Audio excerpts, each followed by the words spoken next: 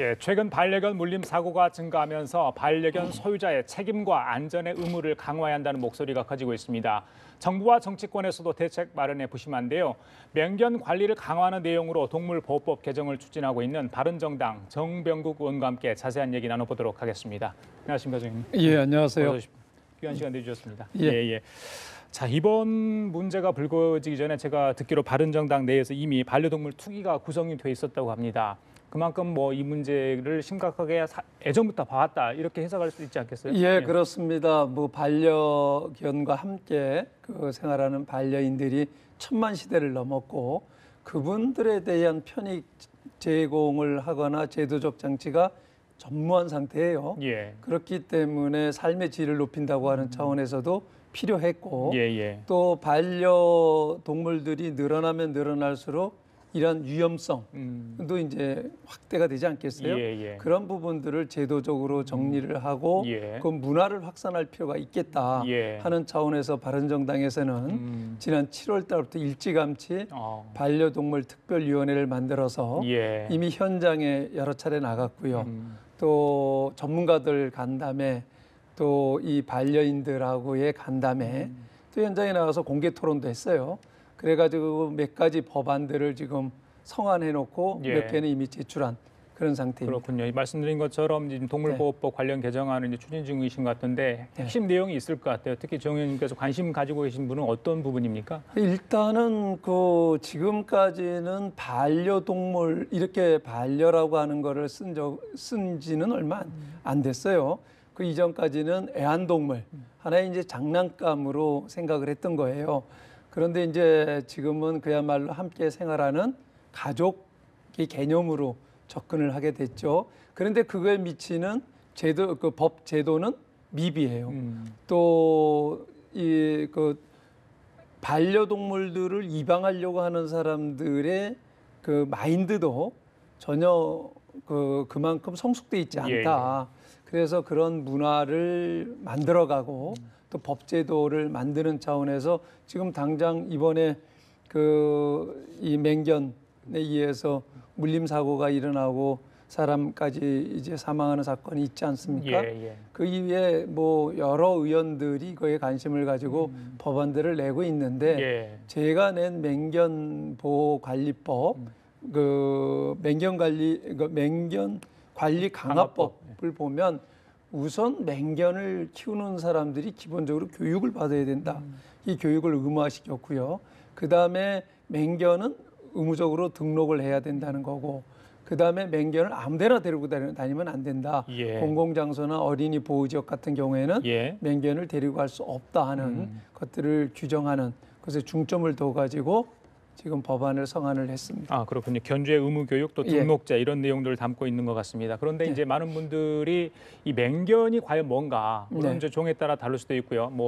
그러니까 수령이라고 해야 되나? 그러니까 나이에 따라 좀 다를 수도 있고 그렇습니다. 여러 가지가 규정이 있을 것 같은데 어떻게 구분을 할 수 있나요? 지금 현재 우리나라에서 규정하고 있는 동물보호법상의 맹견이라고 하면 도사견이라든지 아메리칸 피플테리어라든지 아메리칸 세포트 테리어 또 세포트 볼테리어, 로트와일러 이 5종을 이제 규정을 하고 있어요. 그리고 그거와 같이 교배를 한 잡종견 그러면서 공격성이 있는 그 개들을 맹견으로 규정을 하고 있는데 이 규정만 가지고 저는 안 된다고 봐요. 우선 어떤 개든지 상황에 따라서는 자기 방어적인 측면에서 공격성을 띌 수가 있기 때문에 이 맹견이다 아니다 이 규정하는 게 중요한 것은 아니다.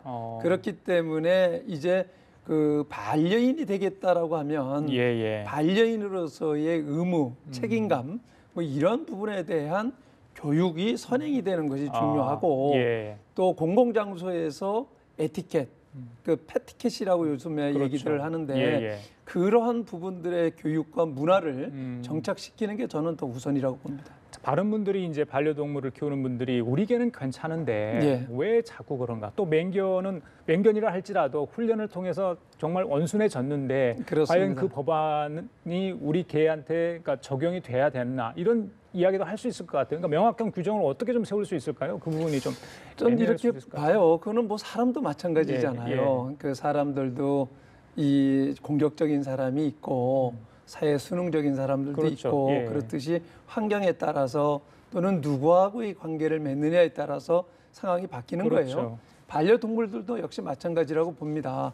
그러나 반려인의 입장에서 나만을 생각하면 안 되는 거죠. 나하고의 관계는 친숙도라든 이것 때문에 예. 순할 수 있지만 예. 밖에 나가게 되면 낯선 사람들한테는 공격적일 수 있다 예. 하는 부분들을 인식을 하고 예. 그러한 관점에서 공공장소에 나갈 때에는 기본적인 에티켓이 필요하다.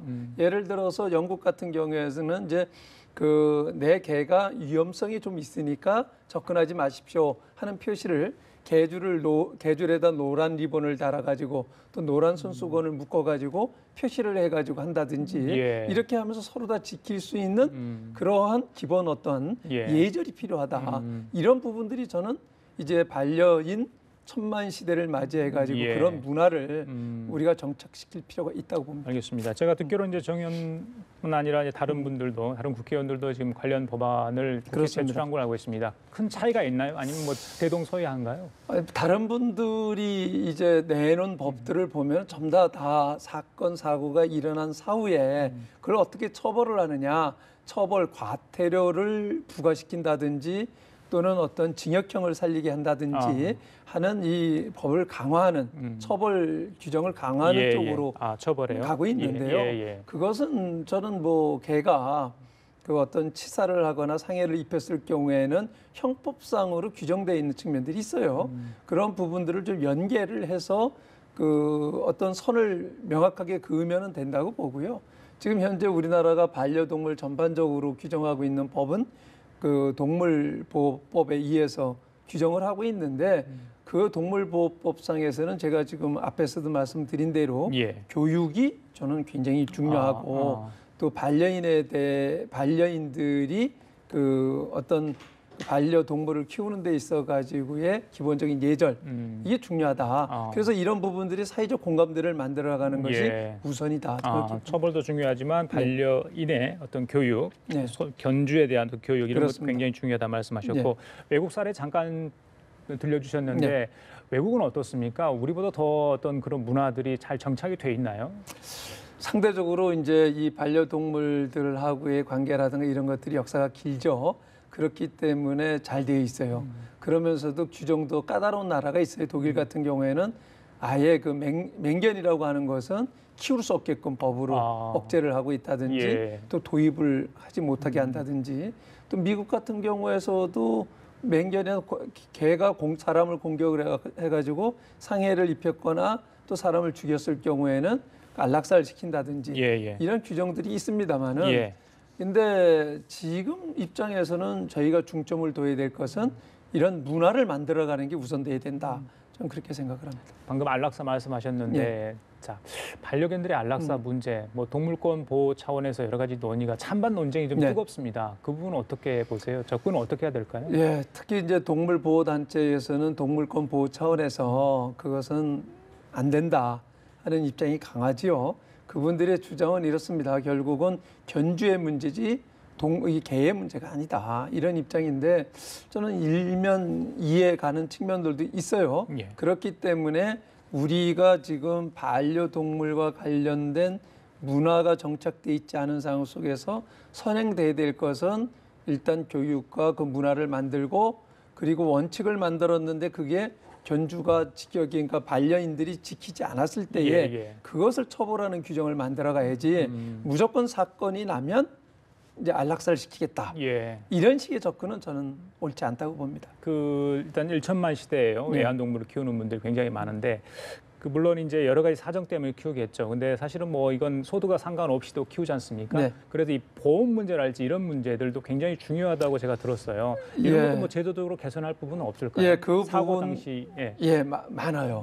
그 실질적으로 현장에서 간담회를 하고 공개 토론도 하고 그런데 그러한 요구가 제일 많아요.